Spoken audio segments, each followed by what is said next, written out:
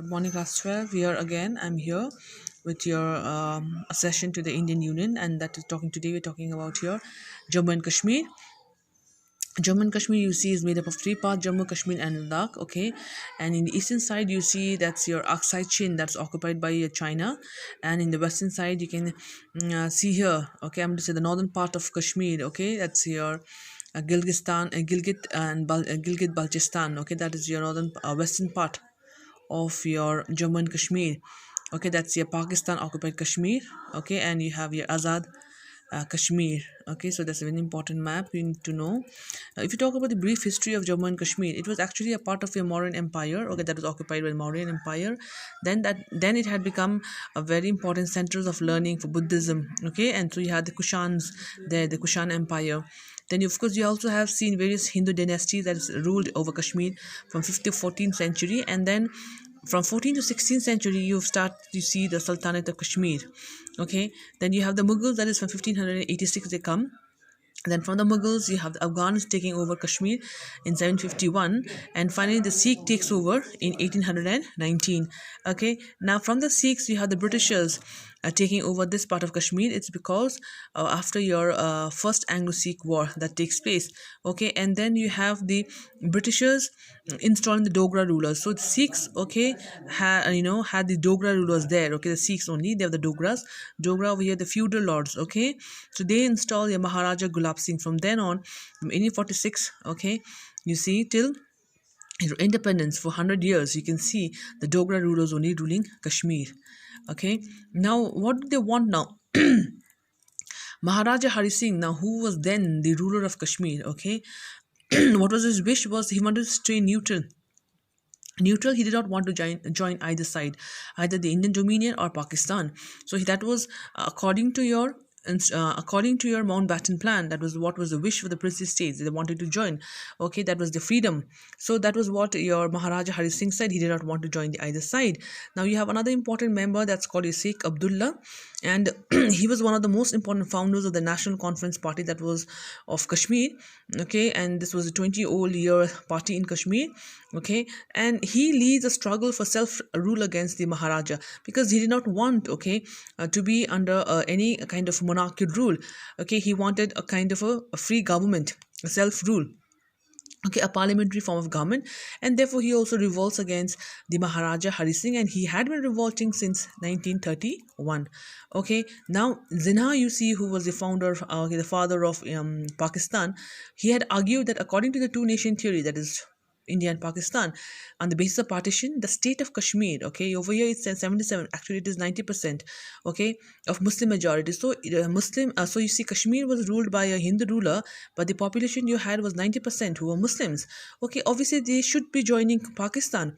But what does Maharaja say? He wants to sign the standstill agreement with Dominion of Pakistan. Standstill agreement means it's the status quo. That is called the status quo. That means all the trade, okay, communication, whatever was going on earlier will continue the same. Okay, but he does not want to be part of Pakistan. Okay, so now after signing the standstill agreement, both the dominions had to wait and watch as what to happen. Now, whose patience would break early? Obviously, it was Pakistan whose patience broke. They did not want to wait anymore because they wanted Kashmir to be part of Pakistan. Okay, so with this starts, after partition starts the communal violence in Jammu and Kashmir, and that's communal violence in Jammu against the Muslims. Okay, now Pakistan now supported tribal Pashtun fighters from your northwestern frontier and invades the Vale of Kashmir on 22nd October. So you can see Pakistan invading Kashmir. Okay, and the atrocities, of course, were inflicted on the population, and that was the Muslims. Okay, obviously now the Muslims will be wanting, although they were 90%, okay, and they should be joining Pakistan, but they did not want to join. Okay, they wanted to be part of the Indian Union. So you can see the map of Jammu and Kashmir. Okay, now Maharaja Hari Singh, who was then the ruler, as I already said, he now asks for the Indian government for help. He wants to accede in lieu of military help. That means he wants the help of the Indian army. Okay, and then with that he's going to accede. That means he's going to be part of the Indian Union for temporary. He's going to do that. Okay, so but then what does the government of India say? Jawaharlal Nehru. Okay, that you have to sign the instrument of accession after the Vallabha Patel. Actually, if you do not sign the instrument of accession, India cannot cannot help you. So therefore Maharaja Hari Singh now signs the instrument of accession, okay, and that's on 26th October 1947. But Pakistan, you see, rejected this instrument, okay, that did not, give approval to this treaty. So why did they do that? Saying that it was signed under duress meaning pressure, and it was by an unpopular ruler. Of course, Maharaja Hari Singh, a Hindu ruler, so it was not liked by the Muslims. So it was under pressure, and it was not representing the will of the public. That means the people did not want to. So then, of course, it was now this becomes a kind of a temporary agreement only, just seeing that, okay, after the war was over, then the will of the public, that means a plebiscite will be held in Pakistan. That was, I'm going to say Kashmir, that was what it is said. So this is the Hindustan times, and Kashmir accedes to India. So you can see, okay, the then, and what is it saying here? Plebiscite soon to be held here, okay. Then Sheikh Abdullah also endorsed the accession. Okay, Sheikh Abdullah also says, yeah, that's fine. Okay, for military help, okay, we will be, signing this instrument of accession. Okay, until and unless your, your war gets over. Now he was appointed, therefore, as a temporary provisional government. Okay, and a puppet government was formed under him. So he was appointed the head of the emergency administration by the Maharaja for time being. Now then, India now sends its military to repeal the attack, okay, to stop it and to take back the attack, and thus the first Indo-Pakistan war, that is the first Indo-Pak war 1948, starts, and the Kashmir war begins, and heavy fighting at high altitudes. Then you have the Indian army pushing back the attackers to the northern areas. So over here, then you have the provisional Azad Kashmir, that was government that was formed in western areas, and that was supported by Pakistan. Okay, so then you have the map again here, that is illegally by Pakistan. You can see here, it's mentioned here, they have taken it over, and that is also handed over to China now for some commercial, purpose. Okay, and Aksai Chin, of course, eastern part is already under your China. Then you have Pakistan occupied Kashmir, that is called a POK, and it consists of your, that's the northern part of Kashmir, and it consists of your Gilgit and Baltistan. Then the white color you can see, that is the Kashmir Valley of Baramulla or Srinagar, all these places. Okay, and as I said, Jammu Kashmir and Ladakh, that's divided into 3 parts.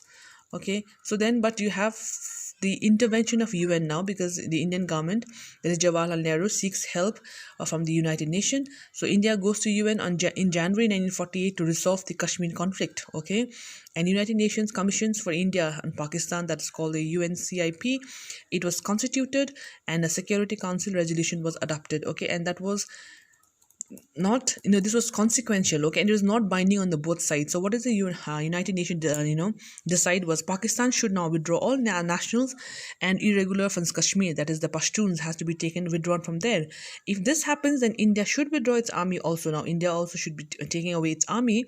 Now only keep that much minimal force in the region, that means that is the army that is required only to maintain law and order there.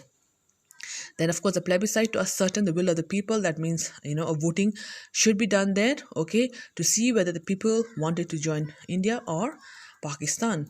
But then it was a stalemate continues. Okay, the situation is as it was, because Pakistan never withdrew its forces from there. Then the ceasefire line of control, that is the LOC, okay, 1948, becomes the de facto border. Now line of control, of course, it was only made, okay, after your, it was said after your, the third Indo-Pak war, okay, that was made as, the LOC that was made there in the Kargil area. But the ceasefire line 1948 now becomes the line of control and the de facto border. That means like it worked like an international border, okay, for both the countries that was there.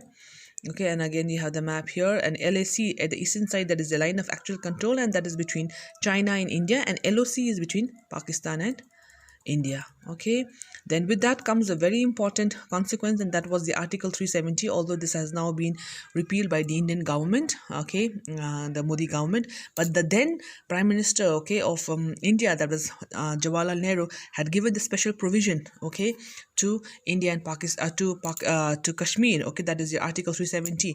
And now it was Sheikh Abdullah who was made the Prime Minister, and with this Article 370, special provisions were given to the Kashmiri people there, okay, that they'll have a separate, they'll have their own flag, then like any people coming outside, okay, from outside, okay, staying in India, in Kashmir, would not be allowed to, what buy a land or property. So all these were different provisions that was there under this Article 370. So that made it very, special for the Kashmiri people. So Article 370 of Indian Constitution was framed to temporarily give special allowance, as I said, okay, to the state of Jammu and Kashmir. But thankfully we are now out with this Article 370, okay, because of our now Prime Minister Narendra Modi. Okay, children, so now please go through this and make notes on your first, the causes of this is also the causes of the first Indo-Pak war, if you say, okay, and of course the problem that was faced by India, okay, when while timing while okay, when we had the accession of this Jammu and Kashmir, the princely state, into the Indian Union. Okay, children, thank you.